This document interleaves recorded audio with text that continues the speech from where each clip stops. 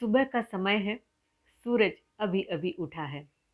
आंगन में एक बच्चा खड़ा है और जमीन पर उसे कुछ अजीब दिखता है। वो चलता है, जमीन पर उसके साथ साथ चलता है। वो रुकता है, वो भी रुक जाता है। बच्चा थोड़ा डर जाता है। ये कौन है जो मेरे पीछे पीछे आ रहा है? वो भागता है, वो भी भागता है। वो हाथ हिलाता है, वो भी हिलाता है। असल में वो कोई नहीं, वो है छाया।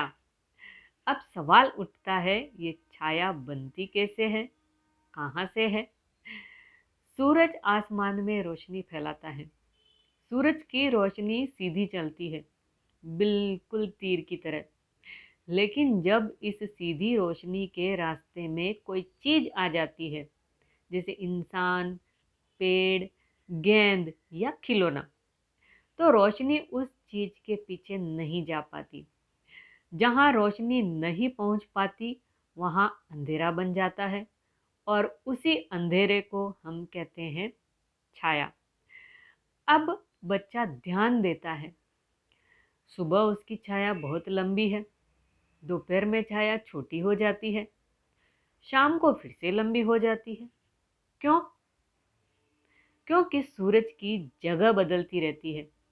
जब सूरज नीचे होता है तो रोशनी तिरछी पड़ती है, तो छाया लंबी बनती है।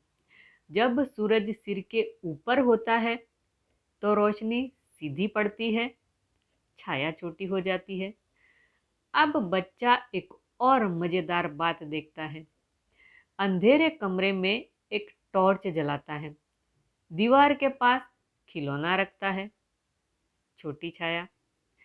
खिलौना थोड़ा आगे लाता है, बड़ी छाया। मतलब छाया का आकार चीज पर नहीं, रोशनी और दूरी पर भी निर्भर करता है। अब बच्चा मुस्कुराता है। उसे समझ आ जाता है ना, छाया कोई भूत नहीं, छाया कोई जादू नहीं। छाया बस ये बताती है कि रोशनी कहाँ तक पहुंची और कहाँ तक नहीं। और इसीलिए जहाँ रोशनी होती है वहाँ छाया नहीं होती, और जहाँ छाया होती है वहाँ रोशनी रुक जाती है। तो छाया अंधेरे से नहीं बनती, छाया रोशनी की वजह से बनती है।